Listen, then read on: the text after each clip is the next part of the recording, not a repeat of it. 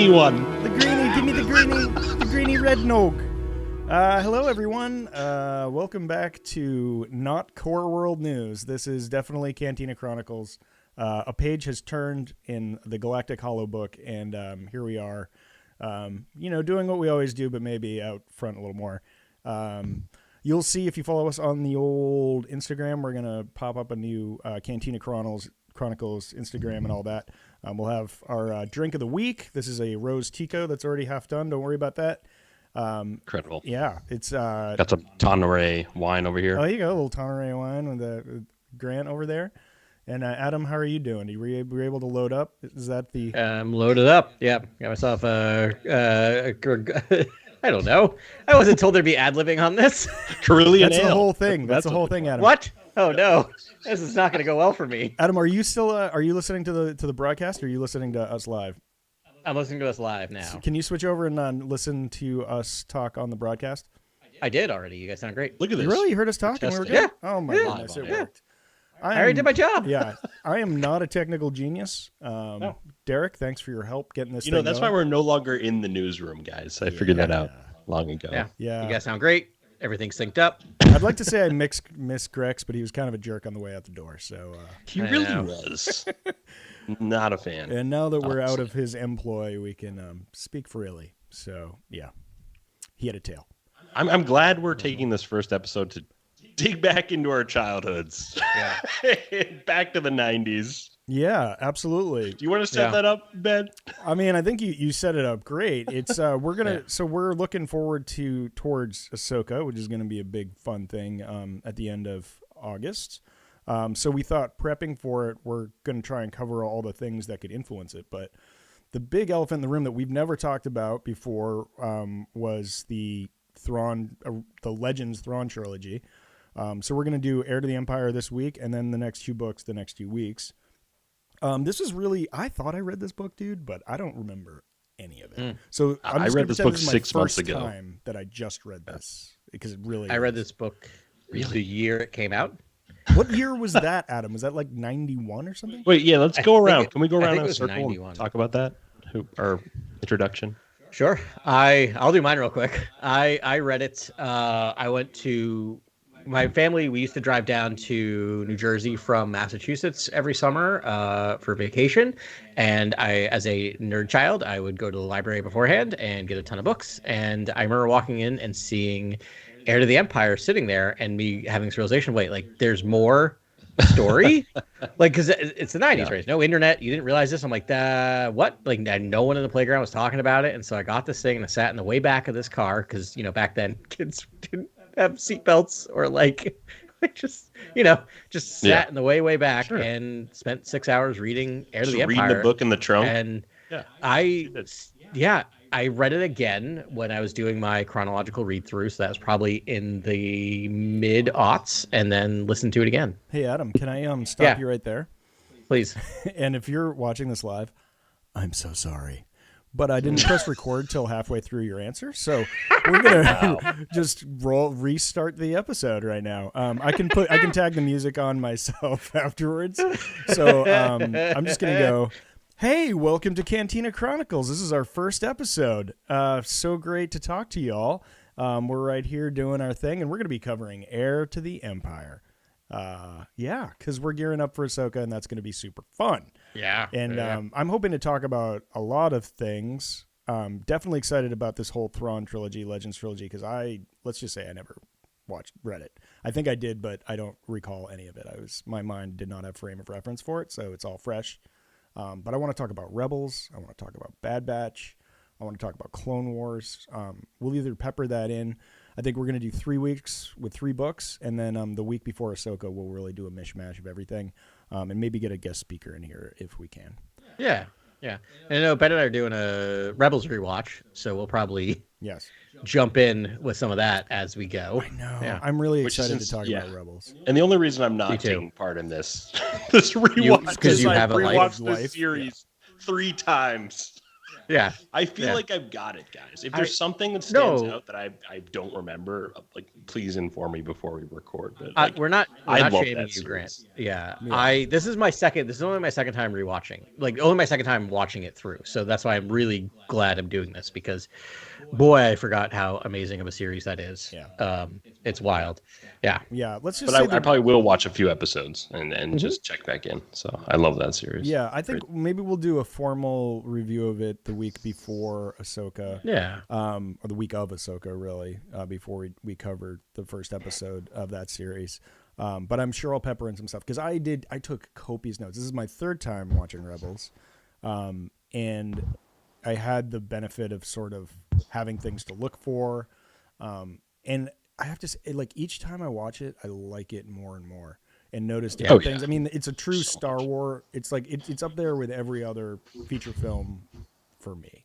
And I know it is for a lot of people too. And I adore all the characters. And it's a really like there's no fat on that bone. It's just like it's just a lot of meaty, exciting things. And even after like Andor, right, which like raised the bar for so many awesome things, for Star Wars in a lot of great ways.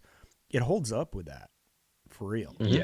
Yeah. It not only does it cover the birth of the rebellion as we know it, but it also, like, the characters are super deep. Like, I love Ezra, I love Kanan, I love Hera, I love Sabine, like Ahsoka. There's time. Dave Filoni gives time to every character and fleshes them out so wonderfully in the series that when you watch it, you're rewarded. Each season, there's real developments for each character, and it's fantastic. Yeah, I wonder if it's more freeing as a Star Wars writer to be able to like just create the whole Star Wars universe with like, I mean, he brought in like episode 3 has Lando Calrissian in it, right? Like a lot of cameos, but like the whole primary cadre ensemble cast, like making all of those characters from whole cloth. I wonder if that's more liberating than having to sort of like pepper in people, because it was just brilliant. Like all the characters were so original. And the big name characters he does pepper into the storyline makes perfect sense. Each time you see them, it's like a perfect scenario in which that character would appear. Yeah. For the most part, I feel like sometimes when you have those cameos, it to me, I'm almost like, I get back to the new characters. Like I love Lando and Princess Leia, but those 2 episodes I felt were just kind of like, what are you doing? Like it feels like guest star, and I'm like, no, let's get to ours. But like, I think you're right, Ben. This idea of like creating these characters from whole cloth, controlling their fate, allows you to do fun and amazing things with them. Like we'll talk more. I was gonna say spoiler, but this thing's forever. But like Kanan getting blinded, I forgot that happened.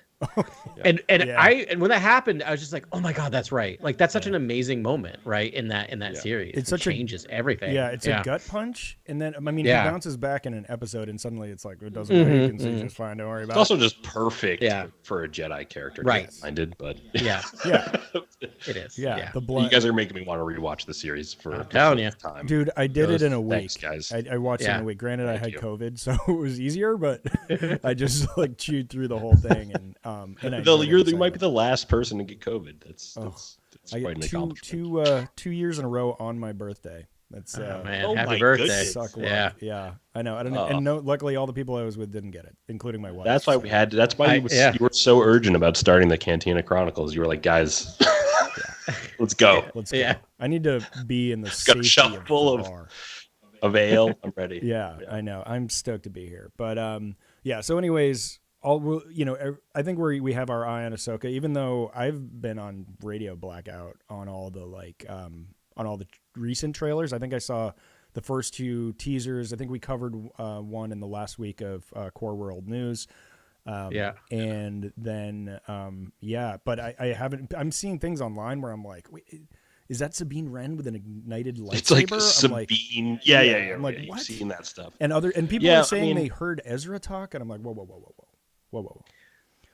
Yeah, so spoiler wall up. Yeah. I mean, we might be talking about some of the imagery in the Ahsoka trailer as we go on here. Ben, just tell me earmuffs, and I'll check those out. But yeah, we'll tell you earmuffs. But we did cover it, I think, on our final episodes of the prior podcast. Yeah, which we also think you're Sabine, getting a lightsaber, calling Ahsoka master. Yeah, Yeah. I'm and I think so Ben's, excited. Like I'm pumped. I- Like this seems like an incredible quest. I can't wait. Yeah. Yeah. I think you should just watch the trailer because I think what you're hearing online is making you feel like it's more of a spoiler than what's actually there. Because I want to explain to you the Ezra thing.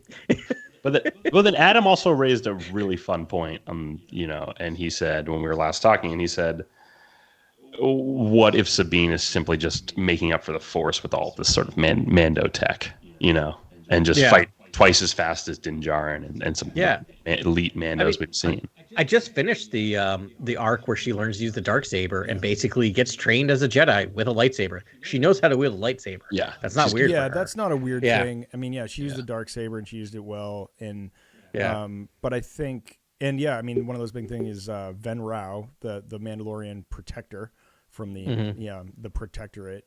It was like, just use your Mando things to compensate for not having the Force, and that flipped the switch for her. Yeah. I mean, that whole thing. I mean, we talk about the Mandalorians. That's going to be a huge arc because she's a huge player in the resurgence of Mandalore. I mean, Mandalore is totally in a disarray in the Rebels series. Until she goes home and reignites her clan and galvanizes the clans and then just hands it off to Bo-Katan, and we know how that worked out. Well, it puts it in the crosshairs of the Empire. Yeah. You're also raising another really fun idea here, which is Filoni making Heir to the Empire but just throwing the darksaber into the mix? Is that kind of what we might get in these upcoming, Ahsoka series and the planned Mando film, things like that? Yeah, I already have a theory. Should we start out early with the theory? I mean, no, we'll end with theories. So stay tuned for theories at the end. I'm getting conflicted. There's no more rules, Grant. All right, so no more rules. Here's my new theory. By the way, for new listeners, Adam's theories have proved out 0 times. So enjoy this. But my theory is that Ahsoka and everything else in the Mandoverse on TV is preamble to Heir to the Empire. I think this all fits in prior to what Heir to the Empire is, and his movie is going to be a retelling, not a strict retelling, but recanonization of Heir to the Empire, which I also think is how we're going to get the money to have a lot of de-aged Luke in that. I think that Mandoverse thing is going to be a Luke. It has to, right. Film. So you bring in fully deep fake Luke in the Mando series. Yeah. Why? It's a big question among fans. Why? Why bring him into this storyline? Why bring Grogu? Well, guess what? If Luke actually proceeds in the storyline that's taking place in the timeline as of right now, compared to the Heir to the Empire books, he is eventually going. And the Wayland facility that is shown in Bad Batch, it is all being set up. Yes, all the pieces are there. The Luke moment where you're going to see another deepfake Luke, but it's going to be evil Luke, and that's that we might get to that confrontation at some point. I don't know if that's the best idea. That's where I'll kind of throw that hot take in there. I don't know if that's a great idea. I think that's a little too much fan service and almost too much CG nightmare fuel that and it has to hit it has to really do a good job of nailing the feeling you got when you first read that encounter in the books, which is going to be hard to you honestly can't. You basically have to subvert everything in the Heir to the Empire trilogy to make a good movie and a good series at this point. I don't the books. I don't really. No, and I wonder. Not at all. Yeah. You can do the Nogri. You can do some clones, some Wayland stuff. You can. There's stuff you can do Sabaoth in the form of these other Jedi, whatever you want to do. Mm-hmm. That stuff can work, but I feel like. Yeah. Wow, if they really build to that moment, that's your theory, Adam. We're gonna get it. That's amazing. That's my theory. Yeah, I am ready to be wrong. So, I mean, I forget if we've said this now because we introduced this podcast twice, but we are this week we're trying to focus on the book Heir to the Empire. The first. Yeah, it was a masterful segue, I thought, with the darksaber being launched. Yeah. Yeah. Though, I mean, the darksaber is broken as of right now and destroyed. I don't know if they'll bring it back. Yeah. No, I'm just saying we're Heir to the Empire. I can't wait. I've been waiting to cover this all week. I can't wait. I'm kind of, so this is essentially the first time I've read it. And what you're talking about with the Luke stuff, I've only heard from you, so I don't really know how. That's I don't the recall. that's the final book. Okay, Ben. so we're jumping that's the ahead of that last. a little bit. That'll be in 2 weeks from You're now. Yeah, we'll be jumping there in a ahead. couple of weeks. Yeah. But I could already, I've heard it. But yes, Wayland and Mount Tantus is on Wayland, right? Yes. Okay. Yes. Right. Yep, Yeah, correct. and we did get that in this book. Yes. Yeah, this was a fantastic. I mean, so this is Timothy's son, right? Like, Yes. I mean, Correct. And I kind of like underestimated how amazing that would be. Because I mean, I've loved, I've read 3 trilogies now of him in canon. We reviewed that with Core World News, but and I loved all of them. But this was like Right. a different, like this was God tier Zahn because he could actually manipulate original trilogy characters in the stories. Yeah. And I thought he wrote them amazingly well, but he brought those like all those like beautiful tactics and things like the military naval tactics that I love from the canon books into this. And there's like so much beautiful detail, so much great conversation. It still feels like the characters, it's just they're maybe a little smarter and more articulate. It's not often you have like, a 15-minute conversation between Han Solo and Lando Calrissian, like that in the films. That doesn't happen. It's like done in a couple lines and they're out, right? But this is like they get to have these extensive conversations and go on these adventures. And I was like, oh, now I get why people adore this series, because it's just so artful. And essentially, you could slide everything from this book right into canon, except for the fact that Leia is pregnant with twins. Right. Which maybe she thinks she's pregnant with twins in this, you don't know. And then it's like, oh no, it was just Ben. But yeah, everything else could have totally have happened. And the Nogri have been established in Rebels. And they play a large part in it. It just, Sabath, this dark Jedi clone that's lurking. And what he wants, his meanings, he's just sort of introduced. And then of course Mara Jade. But I mean, from the story, like I never really know Mara Jade's like backstory, how she ran into Luke, but really powerful scene where Luke goes back to Dagobah and has another Force vision, and it's like an alternate past about him at that jumping, into the Sarlacc pit, but except his lightsaber doesn't get to his hand because Mara Jade steals it, and then he's just like dead in the water. Which was a pretty fun reimagining of that scene.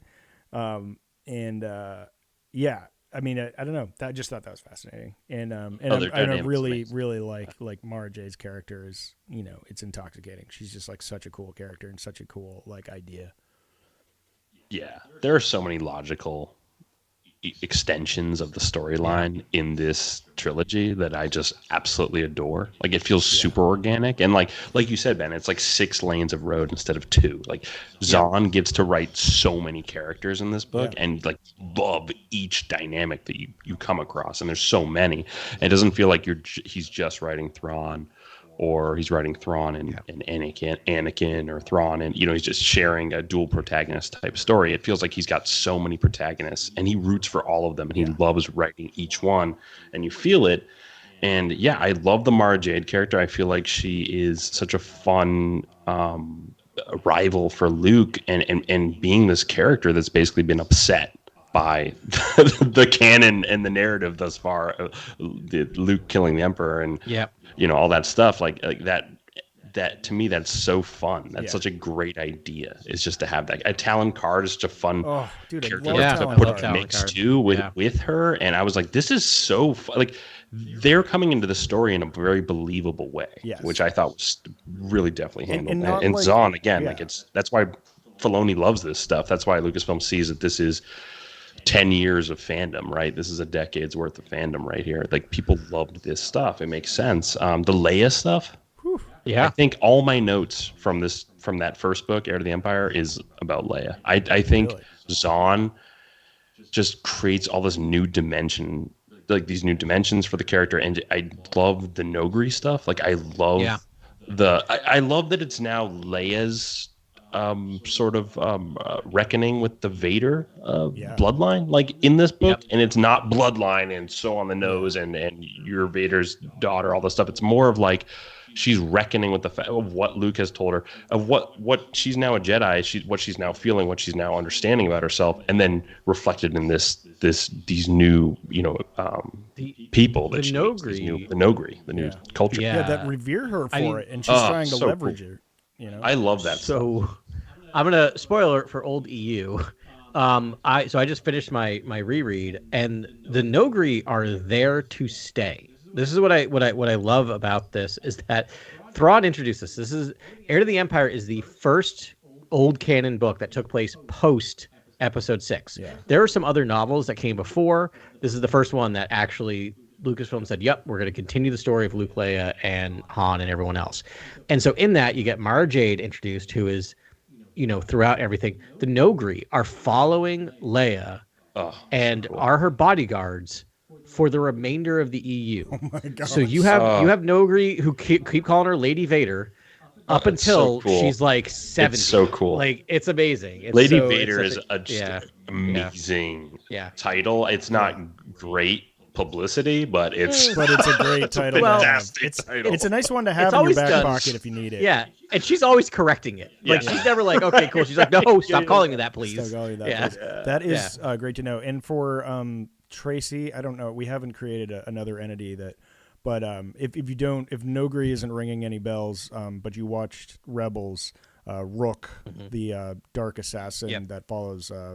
Probably Grogu probably doesn't know, right? We have to tell Grogu. Tell Grogu. He's learning about all this. All right, Grogu. Yeah. You're a Grogu. So, if you watch Rebels, it's the dark assassin that can't be killed. Rook is a Nogri. And they're kind of fascinating. But yeah, when that happened, I was like, whoa, that blew me away. I didn't, of all the things people talked about the series, no one ever mentioned the Nogri's relationship to Leia. And you can see the wheels turning. It's so cool. They're just like, oh my gosh, you are the daughter of Vader. And they're like, you're our hero. And that's really cool. So that's good to know that she will seal that alliance. But it seemed like that's where it was going because she's a diplomat. But I loved there was like this parallel storytelling between Luke and Leia. And they were both like, Luke was like, stranded in space and then captured and then without the Force, which is a great little twist that they introduced early. And it was like 2 chapters back to back and Card has him captured and all that. And he's like, if you could kill me or you could let me go. He's like, or you could just put me back in space in my stranded starfighter and I'll take my chances with the other bounty hunters hunting me. He's like, I just need a chance. And then Leia, right where I am, which is just this first book, she's like thinking about going to the Nogri's homeworld alone. And she's like, I just need a chance. I just need a chance to make this right. And I just thought that was a really interesting parallel. They're like, I'm a Jedi, just give me a shot, Yeah. And I'll do my best and maybe it'll work out. And I think I loved Leia's running around with a lightsaber in these books. Yeah. Like it's all I ever wanted was basically the promises of Return of the Jedi, which is that Luke's going to bring Leia aboard and be a Jedi and understand, their relation to Vader and all this kind of stuff. Like I feel like Zahn crafted such a wonderful continuation of the tale. So I really respect these books in a lot of ways. Yeah, and I love the way it rounded out because I didn't know. I'm like, it's weird. Another one of the differences between this Legends story and the canon Thrawn is that Legends Thrawn is a Black Hat character pretty fully, but it's like I've been cheering for him. He's been the protagonist for the 3 canon series pretty much, and not so much in Rebels, but he's not like murdering his own like subordinates. Exactly. Outright for failure, which happens in this book, and I think that. At a certain point, they need Thrawn to sort of pick sides. I mean, he's an antagonist in Rebels, but I want to know how bad this dude really is. I think Thrawn recruiting Sabaoth is like the major thing you take away from this book. You're like, oh, he recruits this guy who just needs Luke to come to him and is like feeling Luke from across the galaxy. And like, I would love to talk about this Joruus Sabaoth character because I feel like that might be the secret sauce they're also sprinkling into the new canon stories that we're getting in a fun way, which is a Jedi now feeling Luke, and a Jedi to rival Luke, a Jedi to rival Luke and Leia, the Jedi that are rising in the galaxy. Like, I imagine that's in the mix, and that's what we've seen in some of the trailers and for Ahsoka and things like that. So I'm hopeful to see stuff like that. Definitely. And for Grogu, Jorah Sabaoth was the guardian of Mount Tantus, and was plucked out of there by Thrawn, and is just another chess piece in his thing. But he's a dark Jedi. He's a Jedi that's just embraced the dark side. He's not a Sith. He's just like full dark side Jedi, former Jedi. And that's super fun. And obviously, like, I have seen enough Ahsoka trailers to see a couple Jedi wielding red lightsabers. And we had mentioned before that could be that we could get that Sabaoth character or times 2. Let me make a point. So I don't know if you picked up in this novel. First of all, Timothy Zahn coined the term Dark Jedi. First time Dark Jedi ever used was by Timothy Zahn in this book. In these books, because there was Shatterpoint, which wasn't Zahn ? Adam. And then but that was the only, that was like the first book of the expanded universe, right? And then this trilogy happened. No, wait. So no, Shatterpoint is in. I'm sorry, not Shatterpoint. Later on. Outbound Flight. Sorry. Outbound Flight.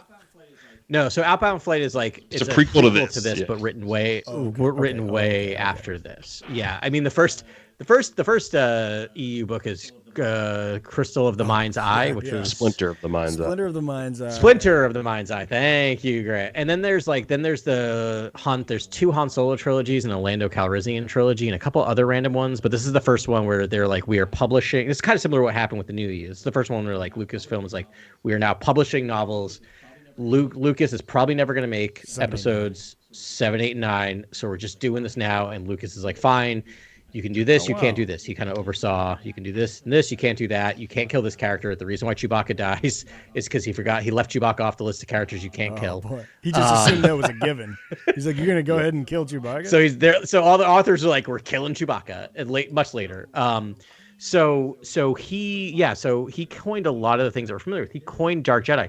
There is a mention in this book because Zahn is also really good at lore drops like they did in the thing where Luke mentions encountering a dark Jedi. I have been, for the past 2 days, trying to figure out if that is a reference to any other thing in any EU, and it's not. I cannot find that story being told anywhere. So that is an untold story, right, of Luke encountering a dark Jedi post Episode 6, pre-Heir to the Empire in the old EU. But wait, but that never was dropped into Heir to the Empire, was he was like, oh, I did encounter a dark Jedi. Yeah, remember we encountered that dark Jedi. He says something like that. Luke says that, which we never know what that is. So my new theory, which fits into my other theory, is that we're going to see this dark Jedi encounter in Ahsoka, but it's going to be told from Ahsoka's perspective instead of Luke's perspective.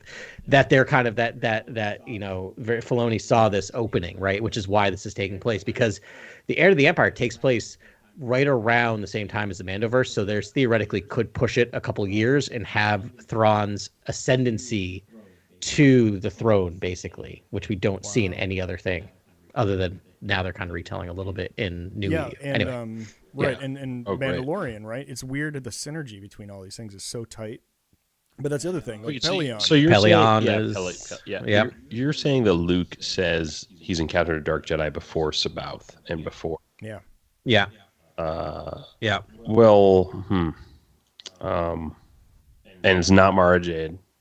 No, he hasn't met Mara Jade. No, because he only meets Mara Jade for the first time in this book. Okay, and so it's before all those moments. Okay, so it's early in this book. I would love to know where it happens in the book, just given that Mara Jade. Because it was you after guys keep talking. I think it was on Bafish or Bafuf.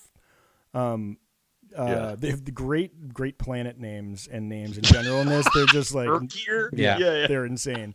But Wayland though, I don't know. Yeah, because that's when Sabaoth like force contacts him during a battle, a space battle, and he's wondering who that could be. And he's like, well, it could be a dark Jedi like the one I saw, but maybe he's cool. And obviously, Luke's gonna go find him because he can't help himself. Okay, well, that's great. So then maybe Filoni is seizing this ground to be like, hey, how about some dark Jedi? Yeah. I love that. Yeah, I think I'm feeling very positive It that is there's going to there, be a lot of this book in the upcoming series and ultimately the novel that we get. But these books also give us like Bothans, which I think are one of the biggest missed opportunity of just Star Wars in general. Yeah. Like, of the, I guess Disney acquired Star Wars. I'm like, you acquired Bothans, you know that, right? Yeah, you can use them. Like, just letting you know. Like we haven't even seen. Yeah, they're right there. I think they're we've right seen there. one Bothan head in a background of something, maybe. I don't think so, because I think I have the visual dictionary, and I think that character's not a Bothan, sadly. And we've never even seen it in animation. You know, it's kind of upsetting, honestly. It's a curious omission because they're like the spy intelligence network. Yeah. They feel like this I don't know, this hyper militarized spy network in the galaxy that like patrol their own space and have never needed anyone's assistance. Yeah. And I love that there's a perimeter of space in which there's like this one culture that's basically survived and has not been able to been thwarted by the empire and has also been able to strike back and sort of like deal intelligence in the background to bring down the Death Star. Like, to me, it's like, where are the Bothans? Dude, I'm so glad you brought that up. You're right. That's all I gotta say. I mean, if that's how they're defined and they're like completely self-sufficient, it makes sense why they haven't been, running around. But it's like Rhodians, Twi'leks, Ithorians, Aqualish. I think the last time we talked we see them over and over and over and over again, but it's like never a Bothan, and they're like mentioned in the OT. Like, that seems like a crazy. Well, it's like the episode 7 dev team were like Abednettos, right? Yeah, coolest dudes ever. I was like, okay, well, show me like the planet, show me what's they're about, like bring them into the story in some fun way. They're like, no, just like the design though, and like it looks cool, right? And I'm like, well, let's build a history, let's build a story here with, and that's why I love Zahn so much, is because he actually lets the story hang on Akbar and hang on like what Bothan, like the story hangs on fun new cultures from around the galaxy, like new aliens. I don't know, to me that's so brave and so fun and such new territory that it almost feels like, why aren't we doing this? I think James Gunn would make a great Star Wars film because I feel like he would really highlight these characters.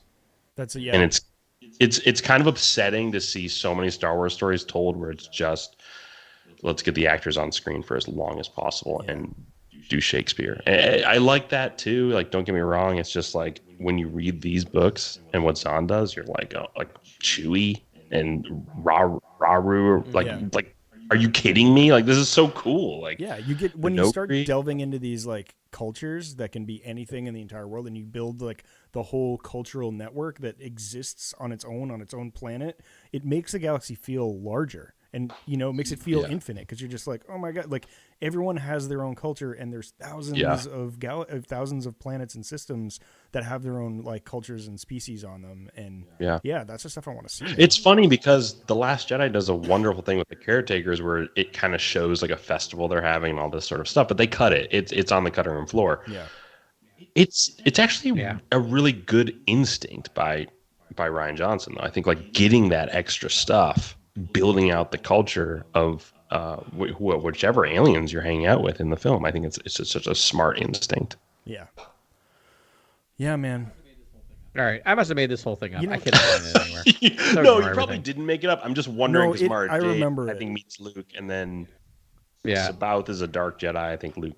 Did you do like a word search for Dark Jedi in your like Kindle? Yeah, and I'm not finding it because I'm finding all the fast stuff and other stuff. So I think I appreciate it, Grant. It's very kind of you, but I think I got my wires twisted. I do kind of remember seeing it too. I think it might. All right. It was one sentence in one thing, and you probably. We'll see. I don't know. I'm hoping that the Balin skull are the. I'm hoping the Jedi we've seen in the Ahsoka trailer are. I was hoping. I think they say something in the most recent trailer. We won't spoil here, but it sort of alludes to like exactly who they are. But and I think it's just way more Occam's razor than any of us are sort of theorizing.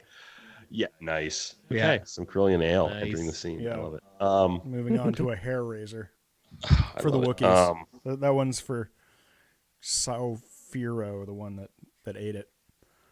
I forget his name now. Oh yeah. You know where else we haven't seen Bothans? Where? Comic books, right?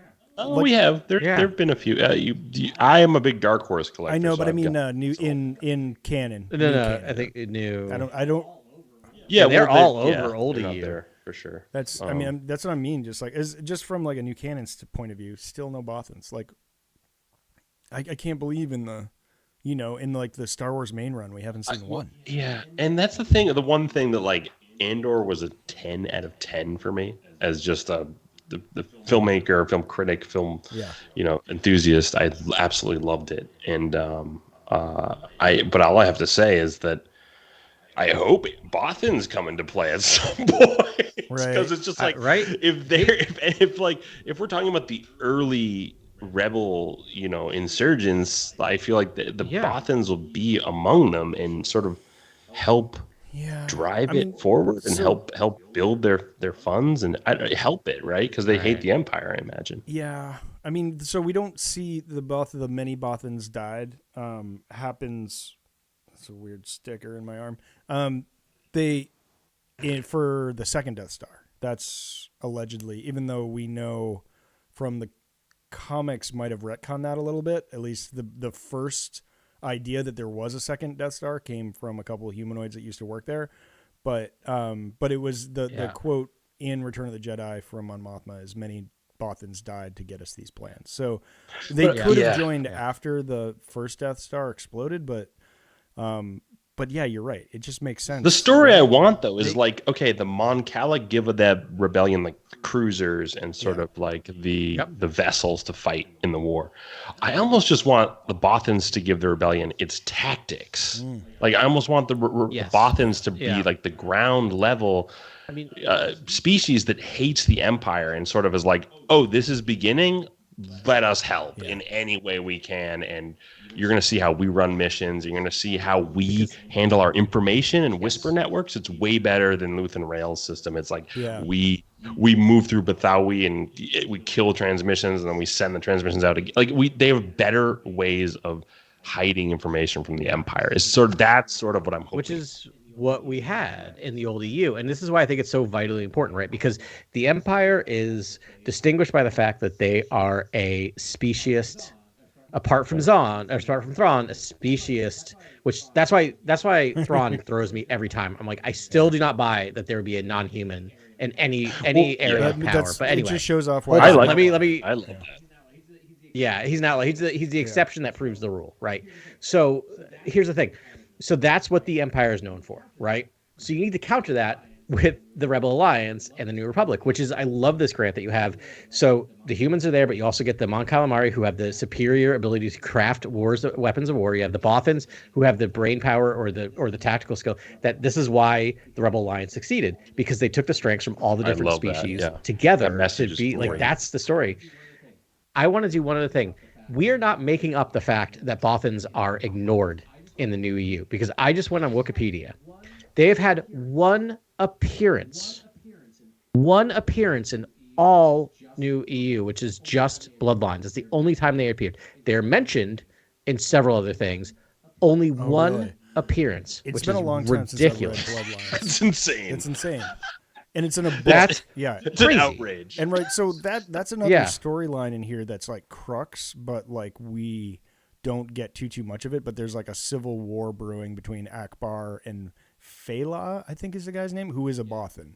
And for listeners, a Bothan is basically like a werewolf mixed with a weasel or something. Like I can't really describe what it looks like. It's just a fun looking and white-ish with whiskers, sort of. But it looks cool. Like it's a cool looking design. It's almost like a tall, hairy Abnedo.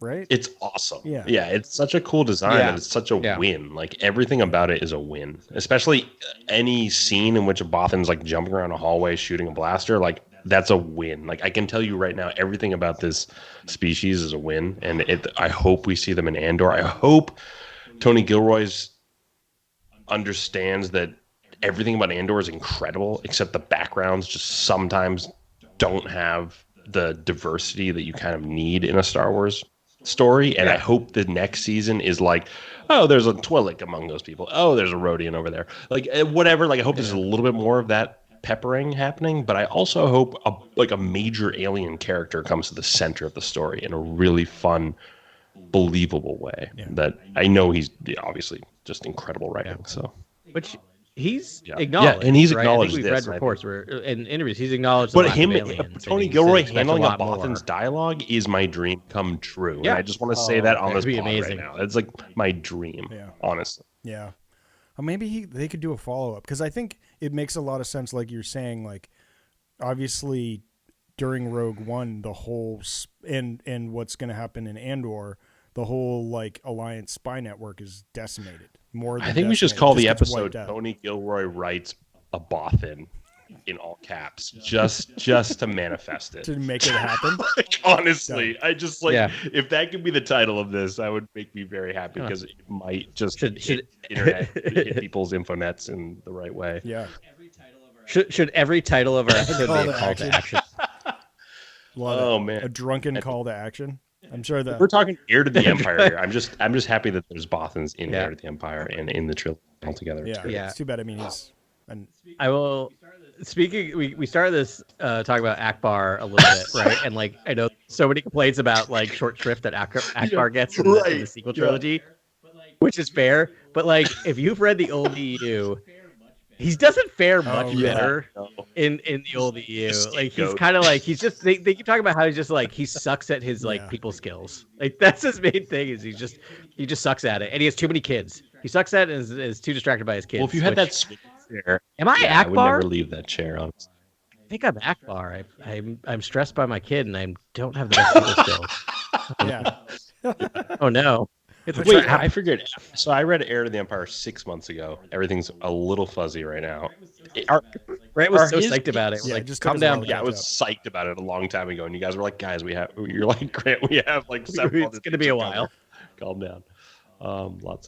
But he has kids in the books here. I forget if he has. He has. He has like a ton of. He has a ton of them. Yeah, he's a bunch because they're hatchlings. I think he has like dozens upon dozens. Yeah. Right, and one becomes king, right? In canon. Aftab, yes. Aftab. Yeah. No, that's I'm talking about canon. Yeah, and we talk about this though. He gets like legit screen time in episode 9. I don't think Aftab is not. Yeah, actually, and he gets a whole arc in Clone Wars. I think. Yeah. And I think maybe in one of the comics, right? Because there's the Vader on. Wait, it is just absolutely wild that Akbar dies unceremoniously in the sequels. It's not even gritty action scene in which he dies unceremoniously makes perfect sense. It's like, what? It's a monster. Here's the thing. Exactly. I don't mind that, like, because I don't mind that they killed him off that way in terms of this, like, the horrors of war, and like it's horrible how quickly just people blink out in these things, but then make it clear that happened, because I literally exited that movie and went, the whole crew, including General Akbar, died. Yeah, and I'm like, he did. I'm like, you should see him clearly, like linger on him getting sucked out. I would love his eyes widening and like Leia's looking away. Yes. He's looking at it. He just like, sort of salutes. I would love that. Just a kind of like, there goes Akbar. I don't know, like something where it's just noticeably hero shot of his demise, which is like they really tragic. Hey, he and Leia like seeing each other. I think you see just like frozen eye contact. I don't know. Through the hall, I don't know if you really see it. You really don't. I mean, it's there. If you like slow it down, it's there. But it happens in it's just kind of gone. But the horrors of war would have been better illustrated if you'd shown his eyes widening in some fun way. Exactly. Widening crystallized. That way, Aftab hits harder too. When Aftab comes, he's like, my dad died. You know, like JJ is like this diehard fan, but Ryan feels like auteur coming in to play with the toys, and it's like. Yeah. And it just feels like JJ's like, but Aftab though, like let's do something fun with Aftab. Aftab is an incredible character design. He would have made more sense to enter the story if you had some Akbar stuff as always true of Star Wars, we get so much more in the expanded universe in the EU with him, but it would have been a moment of just like, I never wanted a part of war, and then they killed my dad. Oh, it would have hit right? so like, hard. Just a line of like a C-3PO, like I'm taking my last look at my friends. It would have been like it would have hit. I would have been like, whoa, yeah, of course, Akbar died. Yes, like we're with you, and like all of that stuff could have crescendoed together. Yeah, instead it's like a bunch of people just show up for a drive-in movie, and it just feels weird.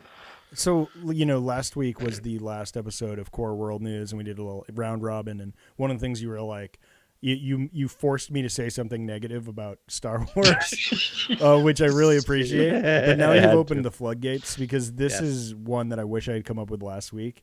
But I saw a pull quote from Tim Rose, who played Admiral Akbar, and he was summoned from his dressing room at the end of Last Jedi, or actually, Last Jedi, and was like, hey, can you come out? We want you to speak to the crew. And he was like, oh, I'm so touched. Like, I figured, they wanted me to say something about, playing a character in 40 years of Star Wars and like all this stuff. He gets out there and they're like, hey, can you put the helmet on and just say, it's a wrap? And he was just like heartbroken. And I'm like, that kind of encapsulates what Luke is really. Yeah.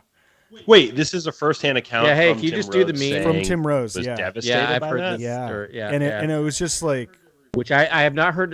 No one's refuted. Who could that argue is like the story first either. meme ever? Like wow. It's like I get That's it and it's crazy. funny, but I'm like, oh, the poor guy. I mean, like, oh well, yeah. Everyone on the crew thinks they're self-important. There's 100. Wait, and then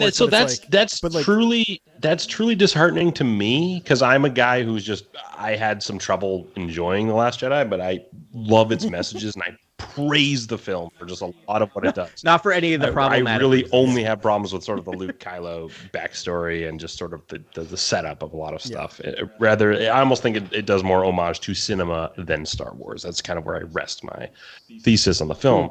But I feel like that's really disheartening to me, because again, the unceremonious death for the character, and then come out and say it's a wrap, but it's like, the character's given short shrift. Like, that is bizarre. It's hard for me to believe that everyone in Lucasfilm just miscalculated how beloved that character is. He's not just like a t-shirt. He's coming out to say it's a rap. Is that not ironic that he's possibly the most beloved voice, like one of the most beloved voices and stuff? Yeah, that's the thing, is that it's like, I think they just looked at the math and realized that he has 2.5 minutes of screen time. But it's like, maybe he'll always but that's have the point. But that's my point. Infinity in my heart. So what? Pay attention to the fandom, right? Like I know it's a Family Guy meme and it's a joke and everything, and yes, it's very, very funny, and I use It's a Trap all the time. It is very funny. But it led to people wanting to know what that character's backstory was and create backstories for him. Yeah. I mean, like, just read the room, and like, you don't have to give him. I'm not saying give him 15 minutes of screen time, but just give him something. I also do All Fighters pull up like quite a bit. Oh, that's a good one. Quite a bit. It's such a good. He's just so great. But again, I adore I think The Last Jedi is the best of the sequel trilogy films. I'll disagree with John Boyega in that respect, but I feel like it's devastating that Akbar's sort of just ejected storyline. Yeah.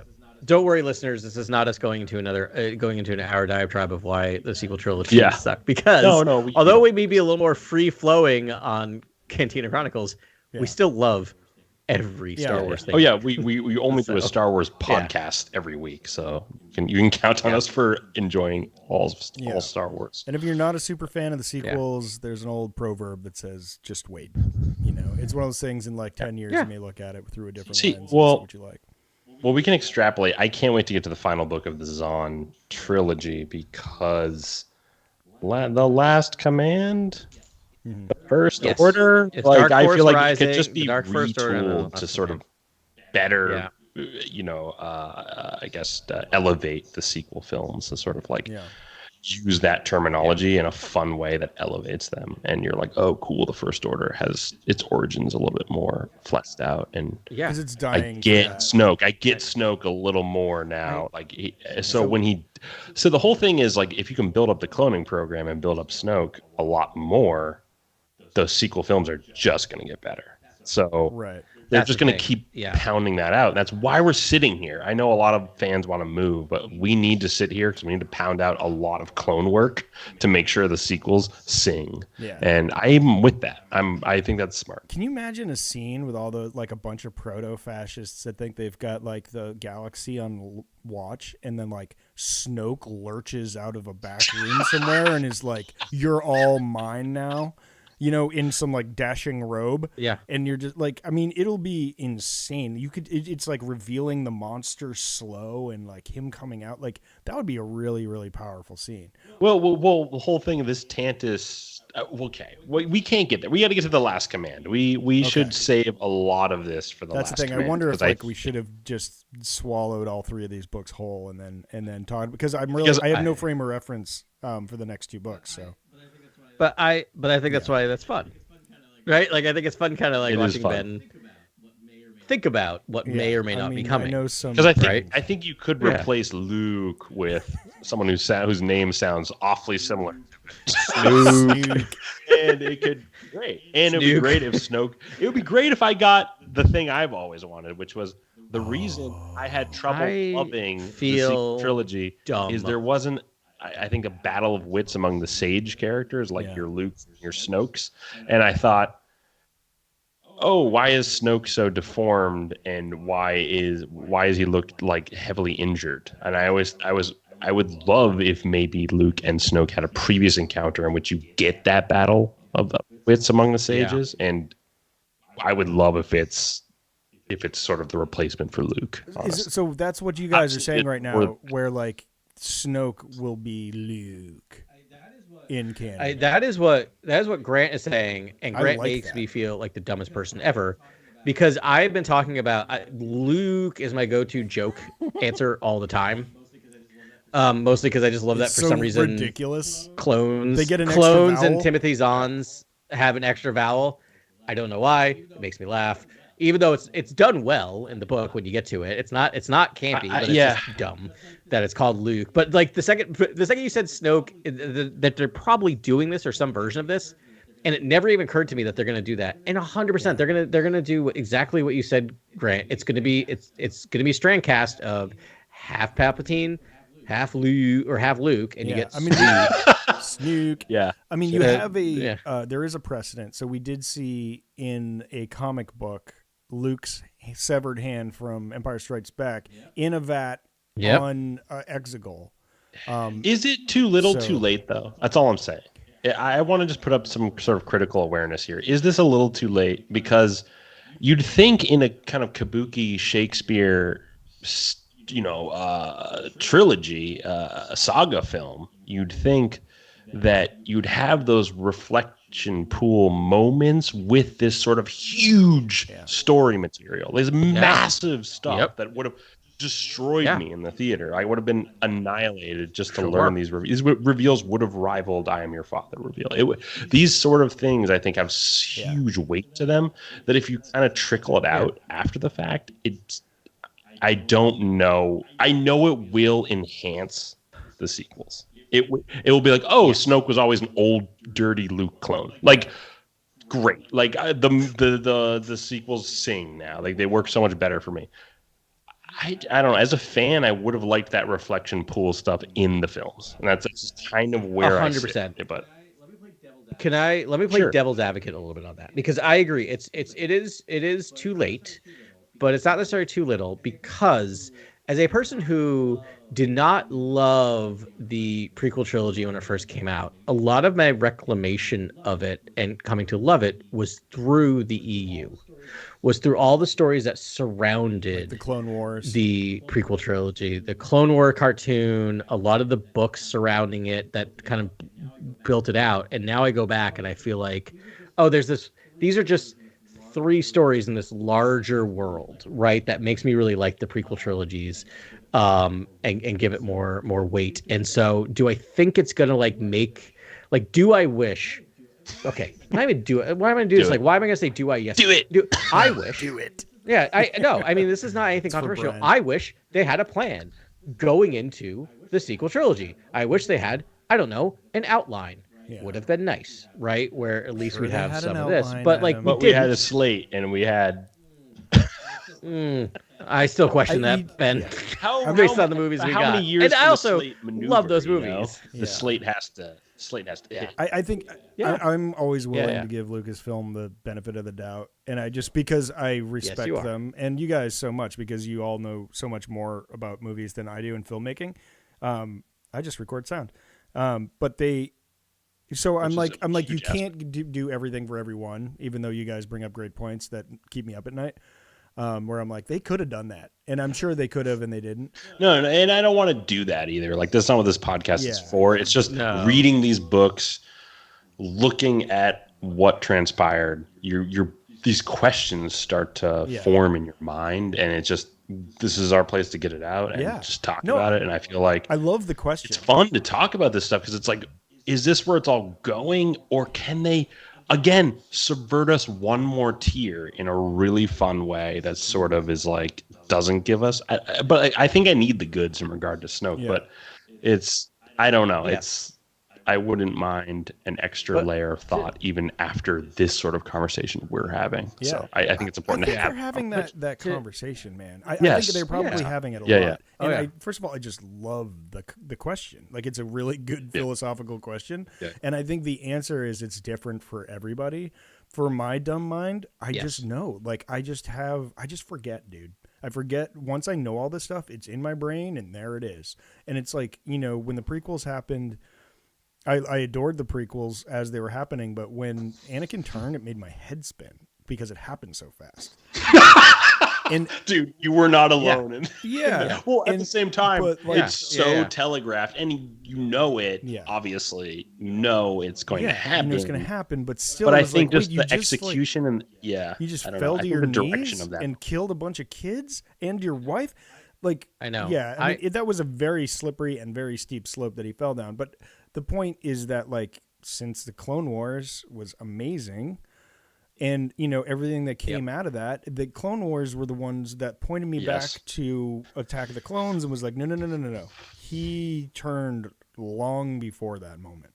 And he had been really dark side since the. So you're saying the compressed story? So Star Wars has a history of creating backstory for its compressed story beats in its main saga films in the form of either animated work or now live action Disney Plus shows. Yeah, and it may be intentional. Like they may have thought about it. They have a history of doing it. It's actually great. Yeah. If that's how they've modeled things in the past. If the Clone Wars. If Clone Wars, I don't know why I called it the Clone Wars. I don't know why I did that, but if Clone Wars is just widely celebrated. And it worked ultimately to backfill. Yeah. Why wouldn't you just, that formula works. Let's keep going with the backfill formula. I mean, and it was all George, right? And he did the Clone Wars as well. So he might have fully known that he was going to do the Clone Wars and was like, I'll backfill it. And it's going to be great material fodder. We can slow play his turn and, over the course of that whole animated series. And I think, Kathy Kennedy might have done the same thing with Snoke. There might have been that conversation. They're like, you know what, save it. Because they've got books, they've got comics, they've got live action. Also, isn't that a huge... What's going to get you more Disney Plus, signups than a Snoke-Luke confrontation, right? That's like the biggest thing I can think of in terms of like getting people. That could be an anchor point for a whole series, right? Yep. Huge, like a massive, like you have to see the finale of, X series because... We get Snoke's like kind of first appearance and his first utterings to Luke. Like that would be worth the sign up. It's very true. I mean, I two things is I love the fact that Lucasfilm in all of its incarnations, whether it's old EU or new, will not give up on its properties. Meaning that they may see the negative press, they may see negative people on the internet, but they're like, this is the canon now. This is what we created. We are going with it. They don't try to retcon all that much. They just try to fill it out. And kind of leading to my second point, I always laughed. My old joke would be like, don't worry, we'll fix it in post, right? That's the old kind of funny adage of this. And I feel like Lucasfilm was like, don't worry, we'll fix it in EU. Right. Like, and which is not a bad, but not a bad mentality, right? Because if you if this ends up leading into Snoke being a strand cast of like Luke and the Emperor, right? think about what that says about the sequel trilogy then, right? Like that this strand cast of these two houses then corrupts the nephew of Skywalker, right? Like it makes it richer, right? Like it tells that story without having to do it on the screen. Could they have done it on the screen? Probably, but without having done that, this at least gives it more gravitas. So when I'm watching episode 7 and 8, that's fascinating, right? Like that's in the mind. Yeah. I just thought I do stand by my reasoning that I think the second movie of a new sequel trilogy could have had the Snoke and Luke are secretly closely tethered as a massive deal, as a sort of I am your father type thing, which is like, which, you know, we'll get in that slowly.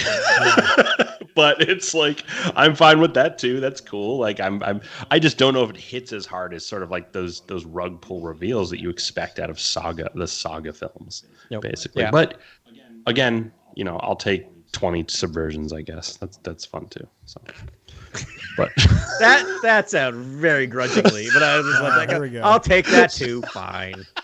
You guys, I love everything Star Wars. I know you just like to talk about it. You do. You like to deep analyze. You like to critique, and as I will always talk to my students about critiquing, critiquing does not mean you guys not want to hear what I have to say about Rise of Skywalker.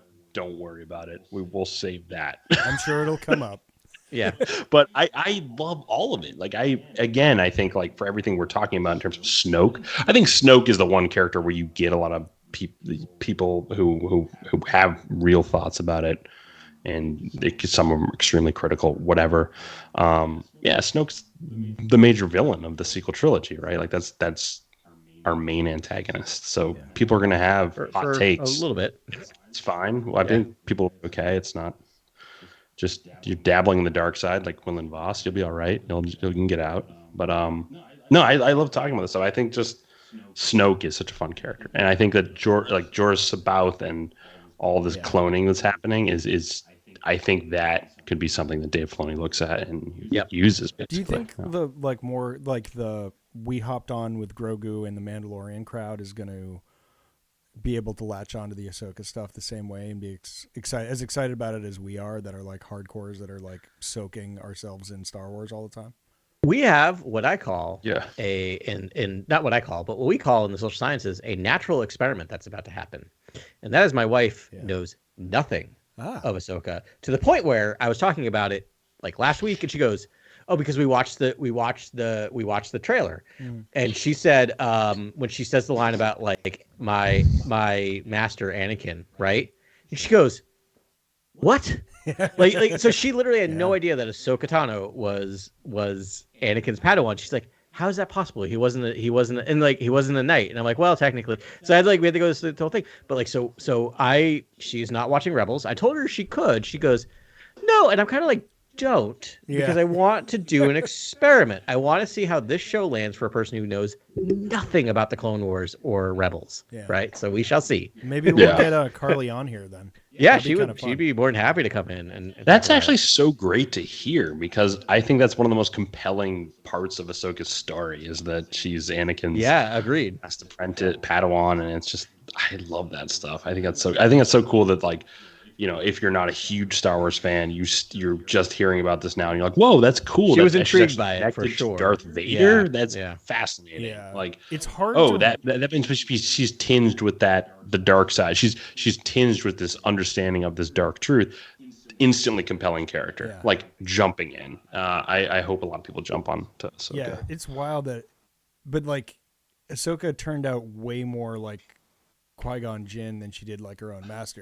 Like in the beginning of Clone Wars, it's like she does pick up some of Anakin's bad habits, but then by the end she's evolved past her master, and it's like and she really understands the Force in a lot more fundamental way than Anakin does, and it's really pretty wild.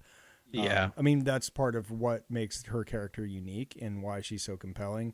But I still in my brain when the few times that Ahsoka confronts Darth Vader, like I saw in Rebels recently, it's hard to reconcile those two characters have that long-term bond. and Yeah. and because like Ahsoka's character is so rich and fleshed out, and obviously Anakin is as well, and then to like just have them come together and be like, oh my gosh, like this is what you it's became, wild. and now I also gonna kill you. Like it is Yeah. horrible, and a similar idea of like kind of like pulling this all together is that I keep wanting to say that scene in Mandalorian, but no, that scene in Boba Fett of all places, Oh, yeah. where we have that moment of Ahsoka and Luke interacting. Every time I've watched that, and I need to before Ahsoka, I'm just gonna go back and watch that episode, obviously, but I just need to watch it and get out of my head about the fact that this is a CGI Luke, because the person in me always has really hard time when I see that CGI stuff. It's like a magic trick, right? I'm sitting there looking for the seams. I'm looking for it. I'm going, that's really amazing. It looks really good.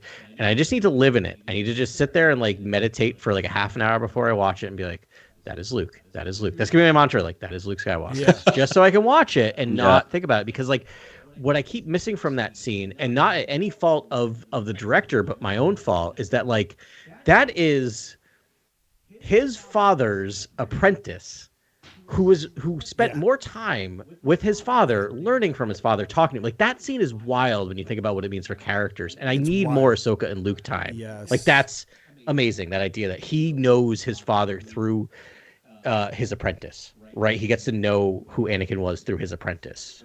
That is such a meaty episode too. Yeah. Are you talking about the Grogu training episode? Yeah. That is my single favorite. Okay, episode 2 of The Mandalorian is well known to be, I think, a favorite among all three of us. Same. Yep. That episode, I think the Grogu training episode is a close second for me. Like I adore that episode, and I know it's hard to look at Luke. He's talking about for Yoda as as you well. have to, because he's on screen for a lot. Like that's a glorified Luke episode. Yeah. It is a Luke episode. I mean, the choose the ball and join your mother in death, or choose the sword and join me. Like, right, it's Shogun Assassin. Yeah. With the chainmail, like that is such an iconic scene. Like so much of that. So cool. I mean, the talking about Yoda and like how does Luke? Yeah, it's a Luke episode. It's wild. Yeah, it is. I think it's just great, and I think it's wonderful development for Luke. He's super zen. It's the Return of the Jedi Luke, the sort of zen Luke that we sort of lost, but we know was there for a number of years, and it's fun to see that. And he's wearing like a black kimono. It's like different from his like sci-fi attire in Return of the Jedi. It's just like a straight up black kimono, and I was like, is this the coolest? Like, where is this Black Series figure? Like, where is this? Like, is this the coolest Luke I've ever seen? Yeah. And then, I love that. The bamboo forest is so beautiful on that planet. That is the planet where he's building the robots are actually, again, we're talking about reinforcing sort of the canon. And you see the robots building the droids building the first temple, and I only call them robots because they look like they do. Boston. They're droids. Yeah. They're always droids. They're dog bots, but it's like, they look very real world. I do that by everything in my life. I call droids. So there's like the microwave droid and the toaster droid, and like they're all droids. You won't refrigeration droid. Yeah.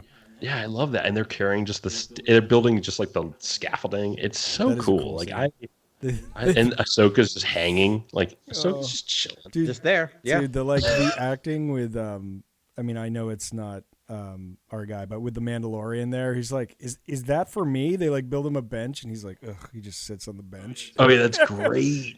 What is going on? He's trying to talk, and he hates droids, and he's just surrounded by droids. It's just like the most antagonistic time. Will there be a comic that's like those are Jedi Temple builder droids that like Luke found or something? Yeah, I don't know. It's so cool. With comics, the answer for me is always probably.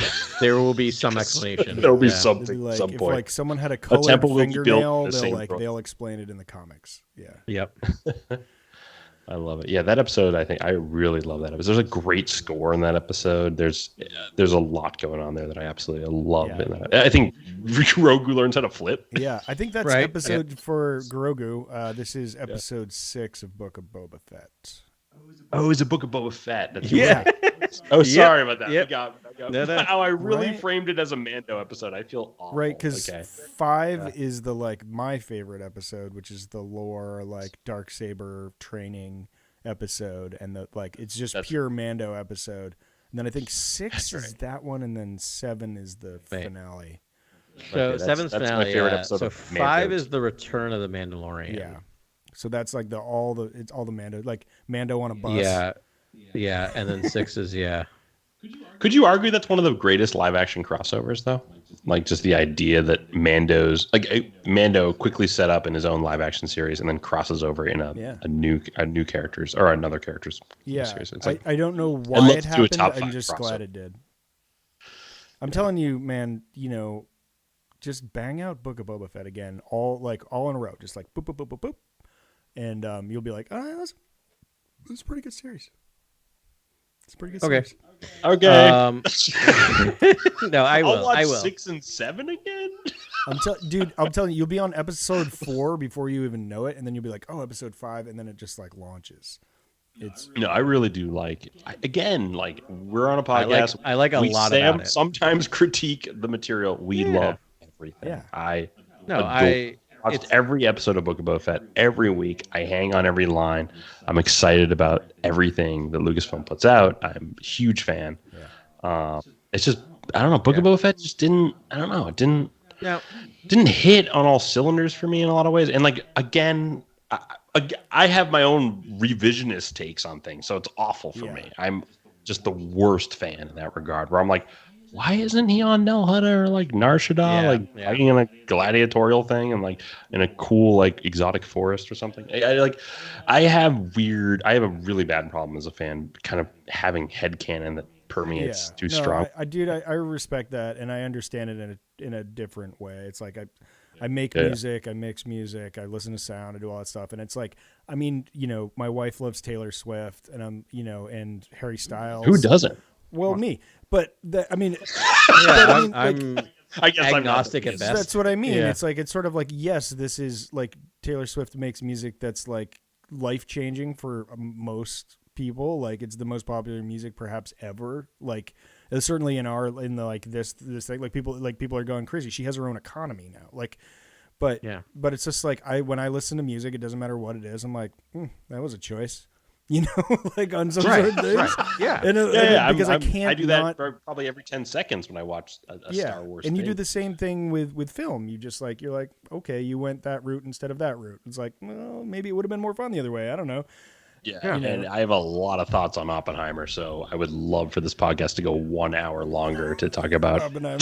just that we can just the areas of focus in that. All right. Not there. We're gonna see it next week, so we get great. I can talk next week. All right, Let's keep it I'm gonna going. try something right now. Pretend we just hung up, and we're not going to talk about Oppenheimer. But what are we going to talk about right now? Because I feel like this has been a good conversation, but this whole Cantina Chronicles, it's like I want to catch some of that like freewheeling spirit that we seem to always catch when we're not recording.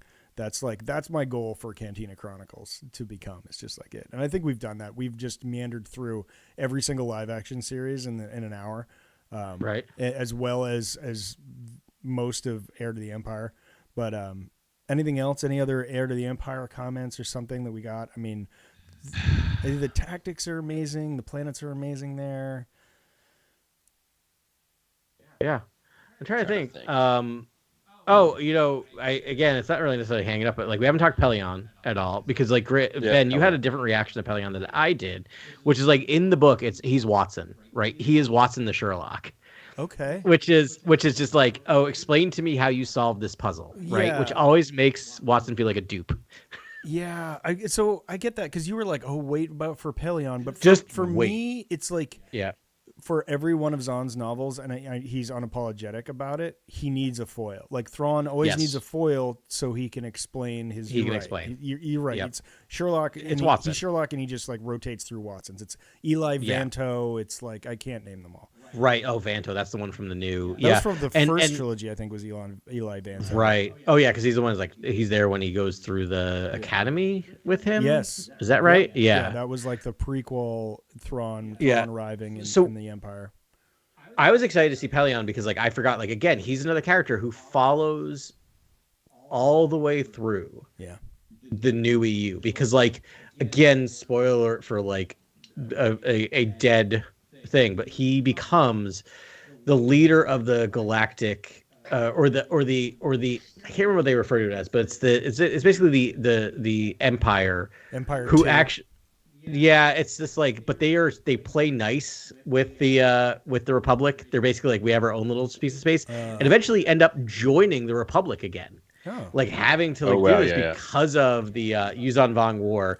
Less said about that, the better. Yeah. But they do lead to really interesting things where Pelion is like actually a good person and becomes like the moral center of this newly formed empire. It's really fascinating because he takes all those elements from Thrawn, who's just like the good parts, thoughtful and tactical and knowing about like human interactions and how do we like have an empire with that. Yeah, that's what's so tough about Thrawn as being a black hat like villain, because he's the most culturally sensitive character in Star Wars, like the most culturally empathetic, and like you know, he's like he looks at all their art, studies their like whole things, and it's like, I mean, I guess that's true villainy. If you're like, I totally understand this beautiful species, and now I'm going to destroy them. You know? Yeah, but it's wild. And that's what I love about Thrawn as a character is like he like how, again, to go back to like how Zahn, like think about what he had to do, right? He had to come up with a threat that wasn't just another Force user and like another like, let's bring back the Emperor again. No shade to Episode 9, but like it's like had to come up with something completely new, and it's just like, well, he has no Force ability, so what is he? He's just a tactical genius, right? And can outthink a Jedi. It's just kind of amazing. Like it's a really thoughtful way to create a villain, and I hope we see that in Ahsoka and other stuff. Is like we really get this. Like he is a threat. He's a real threat because he's a genius. Yeah, I love the payoff of that for Pelion too, because it makes sense that Thrawn in all of his teachings sort of disrupts Imperial procedure in Pelion's mind, and that he's just like, hey, if you deal with people like this, it works out far better. And Pelion taking those teachings and then, you know, becoming a morally upstanding character later on. That's so interesting, because then there's a payoff for Thrawn's teachings. Yeah, I hope that happens in whatever storyline that takes place. I have an off-air question, which isn't going to be that controversial, but like off-air. Yeah, in terms of like in terms of like if we were having an off-air conversation of Grant, so what do you think about battle meditation? Because we are teasing with the idea of battle meditation in this. Like Thrawn figures out the idea of battle meditation. I've always been a fan of battle meditation. Yeah. I think battle meditation is like the great missing component. I think a lot of 90s authors and just uber nerds at BioWare and just your best sort of Star Wars fanatics were kind of like, hey, how do we ratchet up the stakes of huge scale space combat? Yeah.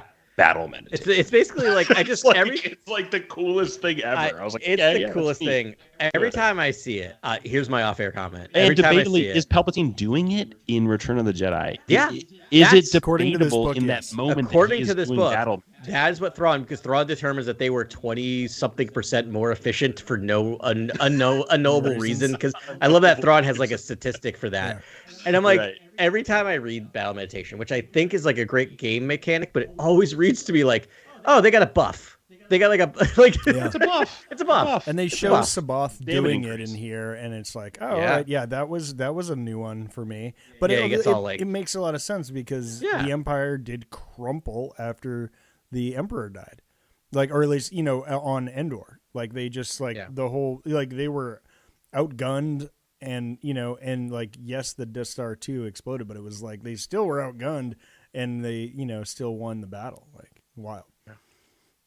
So, Ben, we also learned that Mara Jade is in Jabba's palace. Mm-hmm. That I'm like, well, you know, so my headcanon, because I'm always trying to like assist, you know, Lucasfilm. I'm like, well, she was a backup dancer, because like we know from canon, there was a dancer before Leia, and it was a Twi'lek dancer, and she gets eaten by, you know, whatever, and then and like also, I mean, I guess maybe she was in Jedi Rocks. Is So Mara this is what I'm Jade asking in you. Jedi Rocks? So what I'm asking you is, But who next is time scrupulously looking through the background to be like, I know. "Where's Next time Mars?" you watch, You're are you going to fine. go? It's all right. I No, 100% been that's not a big to deal. turn this off and go and watch, not just watch that scene, but watch all of Return of the Jedi, but specifically watch the beginning and try to see if you can figure out which one would have been Mara Jade. Okay, I've got homework. I'm gonna do that tonight because I needed a project. You're welcome. So a lot of times when I'm watching Star Wars now, and even actually when I'm watching it for the first time, I'm never looking at the main character. I'm always looking at the back. Yeah. Yeah. Because I can't help nowadays. myself. I'm like, oh, I know there's nuggets back there somewhere that are like little Easter eggs and like all that. But like now I have to go find her. But I'm imagining her in like one of those like booths. It was like, oh, she was just there as backup, or maybe there's like some sort of like pen or like room specifically for the dancers when they're off hours or something. Yeah, because dancers could mean like I just assumed it was like the girl chained to his like throne, to Jabba's throne, but it could mean like clearly he has full blown bands with choreographed dance routines. So maybe she was one of those like pedestal dancers or something like that. I was Googling to see if anyone like has said this is Mara Jade or like could do it. Mm-hmm. And I just found something very upsetting. Oh no. Which I never knew. Yeah, you're probably going to see a bunch of stuff you don't want to see if you're like... You're Googling Mara Jade right now? Uh-oh. Oh, no. It's Terrace Kasi. It's that game. Oh, yeah. No, I just discovered... Because someone I never knew was in Return of the Jedi. Dengar's in Return of the Jedi? Oh, really? Uh-huh. I'm very upset. He was just like He's hanging out?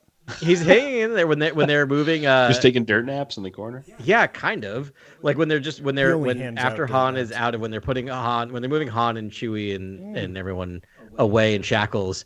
He's on like the right side of the screen. There's Dengar in all his Dengarness. Just Dengaring around. Dengaring it up. Being grimy. It's amazing. Oh boy. That takes a point off. Is that when they surprise Leia and they all come out of the background? Is he there? No, it looks like it's directly after that scene when they've like shackled them. Oh, okay. I think. Oh, fascinating. When they come back out, how are we doing? Yeah, same as always. I think so. Yeah, okay. Before Very cool. The things you learn on this podcast. What do we think about the fact that the only reason Mara Jade wasn't able to kill Luke Skywalker is because like her work rotation got changed? Yeah. That's the thing. You're deep undercover, Yeah. Is that what happened? Yeah, that's what happened. Yeah, she was going to be on the sail barge, and then someone told her, "No, you can't because of I can't remember why because of X, Y, and Z." And that's the only reason. Yeah, it was administrative. Is that battle meditation from Luke? I don't know. I'm trying to figure out how the Force explains everything. That's 100% the Force. Do we love the concept of an emperor's hand? Is that not like one of the most fun concepts? I love that. Yeah, it makes sense. I mean, it makes sense even like now with the Inquisitorius. It's like, well, all right, you have that. It makes He's Emperor is surrounded by so many rubes, and we know Sly Moore was Force sensitive as well, and so she was there. But she's not Mara Jade, obviously. So I love that idea.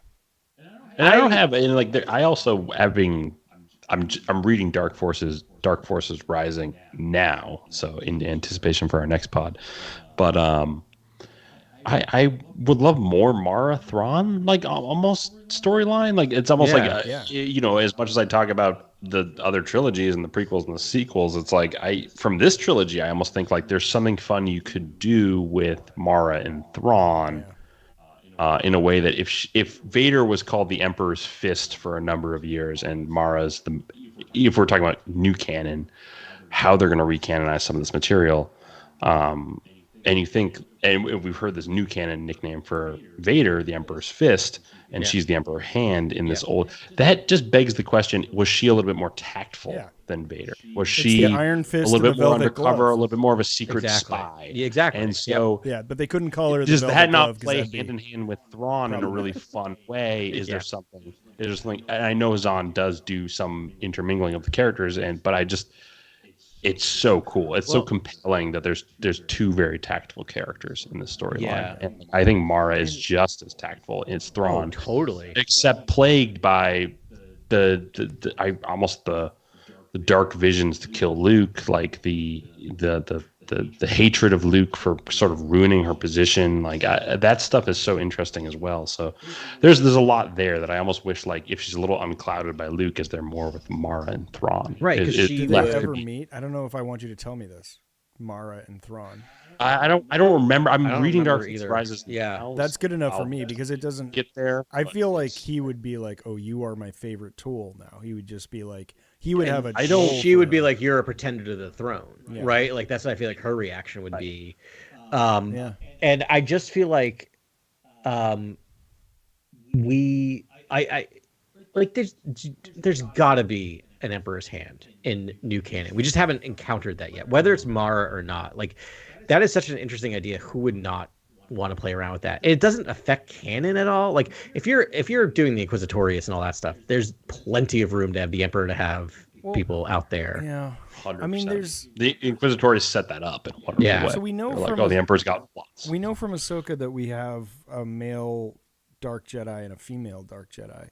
I forget their names.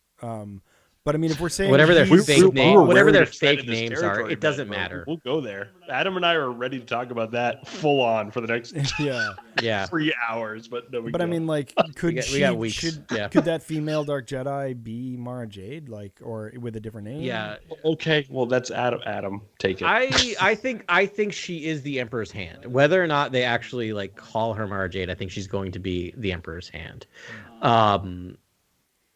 The other thing I wanted to ask, not to get away from this, is like, are we missing Talon Card or a Talon Card-like character from Star Wars movies, TV, or whatever?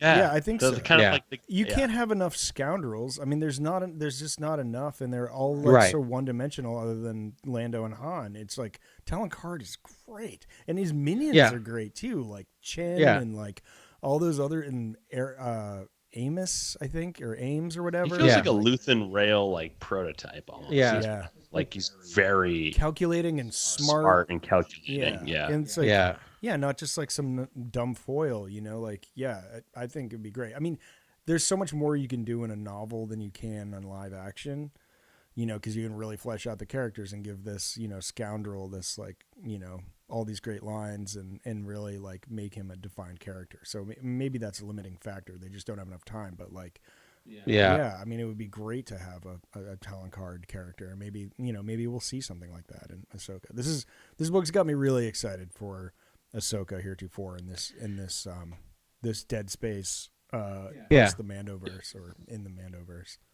Like, what would be like in alignment systems? If we're doing like the old school D&D 9-grid alignment system, what is Talon Card? Is he like is he chaotic neutral? Yeah, that's chaotic good even? Like he has a moral code, which I appreciate. Yeah. I'd say chaotic neutral. Yeah. Which I think I would even lean in the evil category as well. Yeah, I think some things he does are pretty like, doesn't he?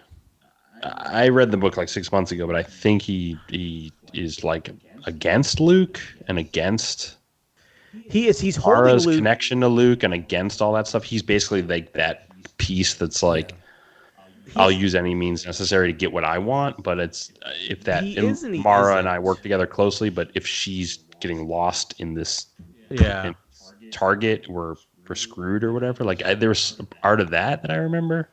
Yeah. I don't know. He's aligned himself with the Empire, right? Like that's his primary business partner. And that's why I'd say evil. I would say chaotic. He is, but he's not immediately turning Luke over to the Empire. And and in that book, it seems like he's searching for a reason not to give him to the Empire, right? He's looking for every excuse not to do it, and eventually finds it. But at the same time, he could just tell Han. Like, there's a moment where he's like, that information's not for sale. That scene I love, where he's like, every information has price, and Howard asks questions like, sorry, that information's not for sale. And I love that scene. I'm just like, yep, that who I have prisoner right now is not for sale. Yeah. That information's not for sale. So cool. I love how Zahn writes Han and Lando and Chewie and all those characters too. So that was the thing. It was like so great it was just like such a treat to have Zahn write going back to how this episode started was just, it was just amazing to have him write the original trilogy heroes. That was so fun. And this book ends on threats of a civil war. Yeah. Yeah. There's a threat of civil war sort of hanging over the book Yeah. at the And end. he did a good job leading into that, where Han's like, we got to go back. We got to, like, Yeah. no, we can't dally here. There's something going on and we need to get there. And then, like, ultimately he does dally because of, like, battles and all this other stuff that jumps in the way. And then, like, sure enough, like, he didn't get back in time. And that's what's up. Luke gets his X-Wing fixed or something at the end. Yeah. They can suddenly fix it in 2 Yeah. hours. Great Wedge stuff in here, too. Wedge is a pimp. I really did like that they were able to sort of thwart Thrawn's, like, Wedge really gets my motivators going. Yeah. Yeah, man. I mean, I love that the they took a hit, but like they took one on the chin, but the Republic does sort of win this book. And I was really hoping that would happen, but I wasn't sure it would because, for 3 books, I've just seen Thrawn just like crush people. But it's like what I learned from Rebels is just add Jedi and suddenly anything's possible. It's like they're lightning rods for the Force. And it's just like if you throw a Jedi into the mix, like the Rebels was really believable. Even though like they went into like unwinnable circumstances and always came out alive, except for that one time.